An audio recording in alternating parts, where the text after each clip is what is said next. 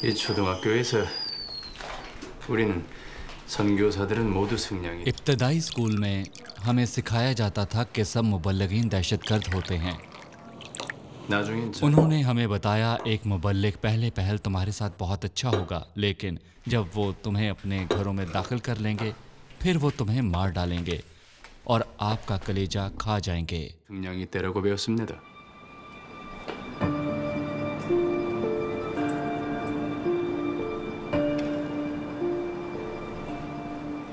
मेरे गांव में कोई काम और खुराक ना थी।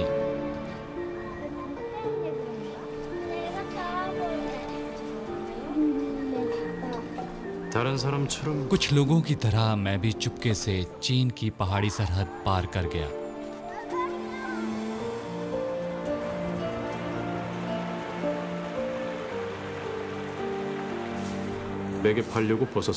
मैं बेचने की उम्मीद पर चिंगबाई में खंबी इकट्ठे करने लगा। मुझे चीनी बोलना बिल्कुल नहीं आती थी, लेकिन पहाड़ों में मैं एक शख्स से मिला। उसने कहा, मैं तुम्हारे लिए ये बेच सकता हूँ।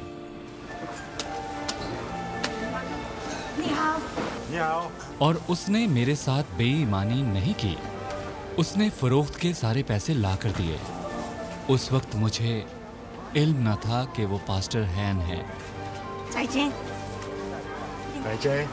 2 बरस के अरसे में मैं बाज़ औक़ात वापस गया।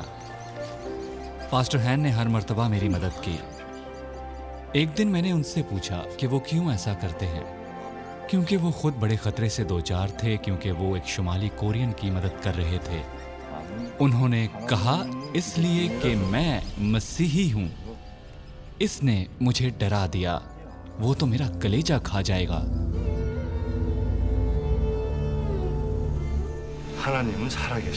एक दिन पास्टर हैन ने मुझसे कहा, खुदा वाकई है और हर शख्स के लिए उम्मीद है।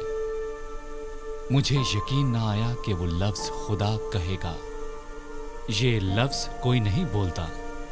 हम जानते हैं कि ये गद्दारी होगी कि खुदा का नाम लिया जाए। ये रात के वक्त फौजियों को बुलाने की दावत है।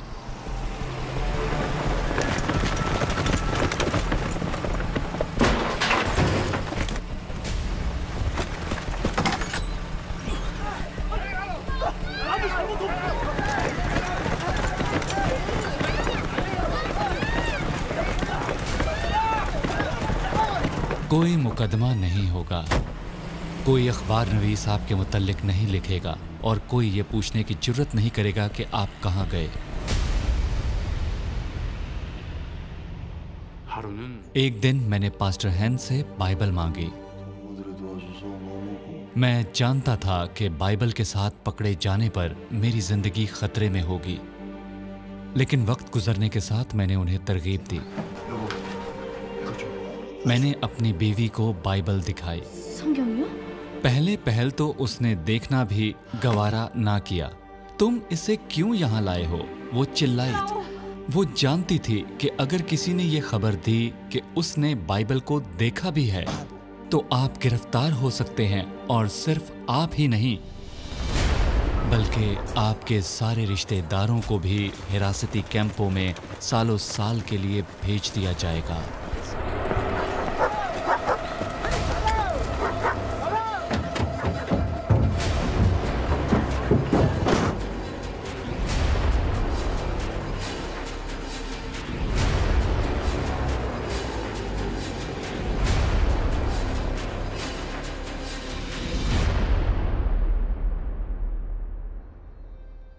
시간이 지나면서 वक्त गुजरने के साथ मेरी बीवी ने भी सीख लिया कि खुदा वाकई है। 제 아내도 उसे उम्मीद मिली। 희망을 갖게 된 것입니다. 그러고 나서 और फिर मैंने अपने बेहतरीन दोस्त को खुदा का कलाम सुनाया। 저는 उसको कलाम सुनाना मेरे लिए खतरनाक था। 다시는 연락하지 말라. 우리 모두한테 좋은 소식이야. उसके लिए सुनना भी बड़ा खतरनाक था।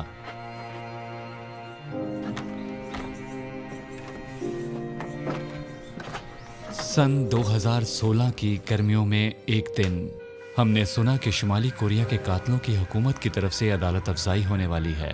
उनके अच्छे कामों पर अजर मिलना था क्योंकि उन्होंने चिंगबाई में एक दहशतगर्द मुबल्लग को मार डाला था। हम जानते थे कि वो पास्टर हैन थे। वो और कौन हो सकता था? 우리는 너무 두려웠습니다. हम डर गए थे। 그들이 क्या वो जानते थे कि वो मेरा दोस्त था? क्या वो जानते थे कि मैं बारहा उससे मिल चुका था? 목사를 만났다는 것을 알아냈을까? 이러다 우리도 죽는 거 아닙니까? 아, 방향 떠는 소리.